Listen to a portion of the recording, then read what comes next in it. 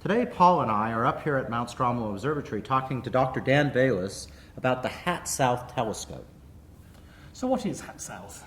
So HAT-South is a global network of telescopes. We've got telescopes in Australia, Namibia and Chile. And they're small telescopes that are looking for transiting exoplanets around bright stars. So why is a global network a good idea rather than just having one telescope? Yeah, good question. So the first transit surveys were just from a single site. But what happens there is because of the day-night cycle, we miss a whole lot of the transit events. They only last for a few hours. So by having global coverage, it means we can continually monitor the stars and we catch all the transits that are happening.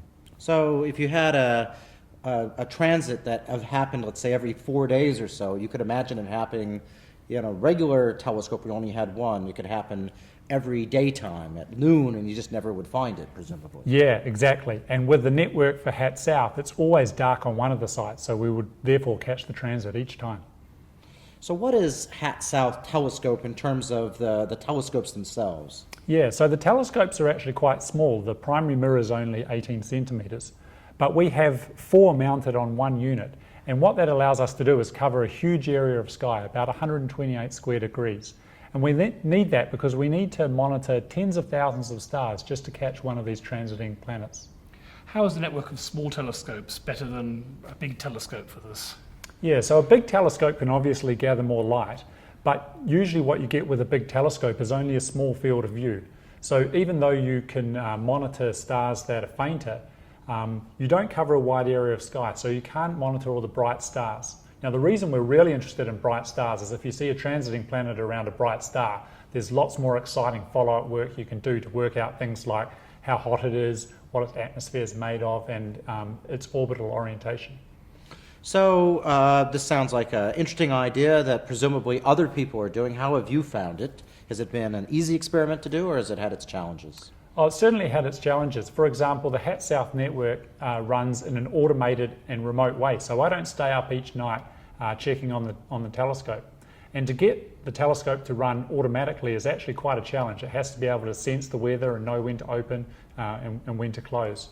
The other part of it that's been a challenge is working out which of our stars really have planets going around them. We see a lot of signals that look like they could be transiting planets, but there's a lot of work to then go and look at those candidates afterwards and see if they really are transiting exoplanets. What fraction of your candidates actually turn out to be exoplanets, would you say? Probably in the end, only about 10% of our candidates turn out to be exoplanets. There's many other things that look like exoplanets which aren't. For example, eclipsing binary stars often look like a transiting planet signal, but when you investigate more carefully, you can work out that it's a star rather than a planet. So that sounds like you've made some discoveries. What are the types of discoveries that you've made now with HAT-South? Yeah, so this year already we've published 3 transiting planets that we've found. They've all been interesting in their own right.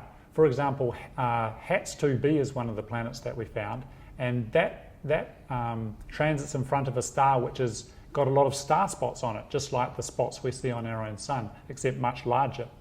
And when the planet passes in front of one of these spots, it actually appears to get brighter because the planet isn't passing in front of a dark spot on the sun. So we've been able to start characterizing not just the planet, but the star itself using transiting planets. So we can use this method literally to see tiny little sunspots on a star on the other side of the galaxy. Yeah, that's right. As the planet passes in front of the star, it gives you a little map of that part of the star that it passes in front of. So if there are spots, we can see them. So HAT-South is currently the cutting edge for ground-based transit searchers.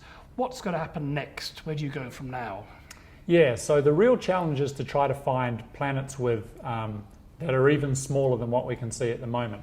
And to do that, we need to get to higher precision on our light curves.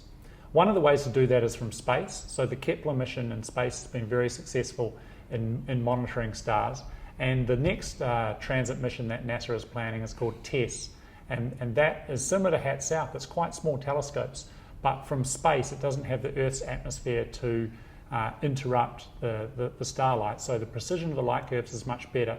And it's hoped with a mission like that we'll be able to find much smaller planets right down to the size of just a few Earth masses. So what would be the most exciting thing that you could imagine discovering with one of these transit surveys? Well, ultimately, we'd like to see planets that are that would have some possibility of having life. Now, of course, we don't really know what that means. On planet Earth, it means liquid water. So I guess finding a transiting planet that is a similar size to Earth and in a zone around its star that could have liquid water would be really exciting. And if that happened, I think we'd focus all our attention on trying to work out what the atmosphere of that planet is, because there are some chemical signs that might give away life being on that planet. Oh, well, thank you very much for talking to us. Yes, thank you. Thank you.